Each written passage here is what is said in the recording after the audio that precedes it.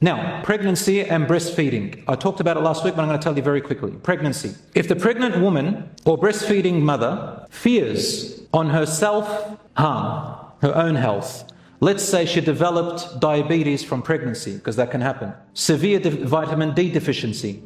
It can cause problems for those of you who know. If she fears harm upon herself and the doctors have told her, listen, you got issues here, man, you got a woman, man, you got issues here, you got to take food or water, then what do we say? Yes, break your fast and make up another day. That's all. But if the pregnant woman or breastfeeding woman fears for the health of her baby, not herself, she's fine, but the baby is in trouble, especially in the first 3 months, and the doctors say, listen, the baby is in risk at the moment, you've got to give them good nutrients, your body hasn't got enough, then she is also exempt from fasting, and she makes up that day, and I'll talk to you about what else. There's a bit of a difference of opinion. First of all, how long does breastfeeding last? Like, how long does she continue using breastfeeding as an excuse? Let's say she fears that her milk will dry. Women are different, and her baby may need milk.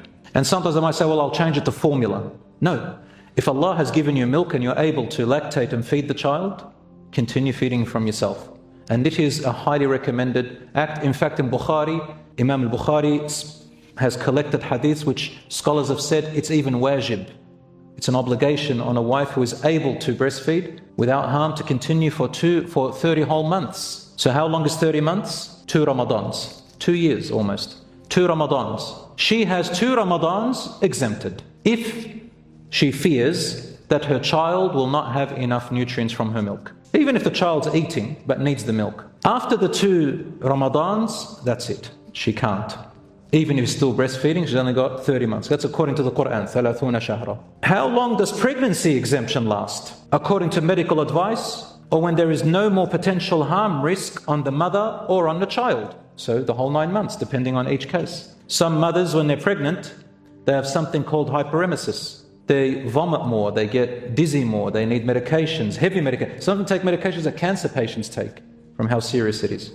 So these people are exempt from fasting. What if the pregnant or breastfeeding wife does not have fear on her health or the child's health if she fasts, but, I got this question asked, her husband tells her to break her fast because he is concerned about the baby's health or her health. So the husband says it. Does she obey her husband in this case?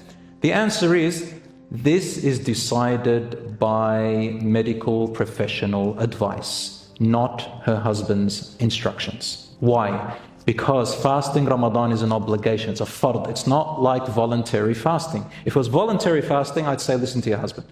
Because obviously husband and wife have needs for each other. Ramadan is a different case. She takes it from medical professional advice. If she herself doesn't fear, her child, she doesn't fear upon him, and they've got the medical advice, the husband can suggest, but she doesn't have to listen to her husband. In fact, she is not allowed, because Allah has commanded fasting Ramadan, and there is no obedience to any creation above Allah. Making up for breaking fast for pregnancy and breastfeeding. There are actually 3 options. The option number 1, she's got to only feed a poor person for each day that she broke her fast for breastfeeding and pregnancy, but she does not make up the days. That's the first opinion. Opinion number 1, feed only, but don't make up. Only feeding 1 poor person per day, no making up fasting, because it goes under the verse, those able to fast but find extreme hardship of old age, terminal sickness, indulges, sickness, and such as pregnancy and breastfeeding falls under those who are old age, same as the verse in the Quran. Ibn Umar and Ibn Abbas, in their opinion, the great companions, they said she doesn't have to make up the day, she just feeds a poor person on behalf of each day. If it was her own health, she feeds. If it was her own health that she worried about, then she feeds a poor person. If it's the child's health that she was worried about, the husband feeds the poor person. Option number 2, or opinion number 2. No, she makes up the day, but she does not feed any poor person. Because the verse says, if you are sick or on a travel, make up other days. The majority opinion is that the Hanafi, Maliki school, the Maliki says only for the pregnant woman, not the breastfeeding. And a few others, majority of you say, she actually only makes up the day, but doesn't feed any poor person. so the husband doesn't feed. That's the other view. If you follow the Hanafi school, then that's what you go by. Opinion number 3, which is probably the safest and best option if you can afford it, a combination of the two. A breastfeeding pregnant woman who had to break her fast, she makes up her day and her husband feeds a poor person per day. And if it was her own health that she was worried about, she feeds a poor person per day if they can afford it. This is the view of the Shafi'i, Hanbali, and one of the Maliki views for breastfeeding only.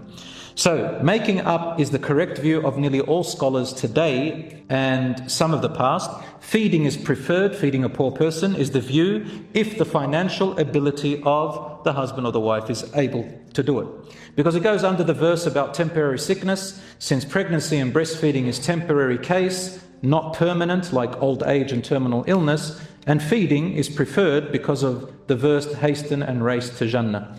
So brothers and sisters, if you can afford to feed a poor person, if you're going to break your fast for breastfeeding and for pregnancy, then go ahead and make up the day, and that is the safest option.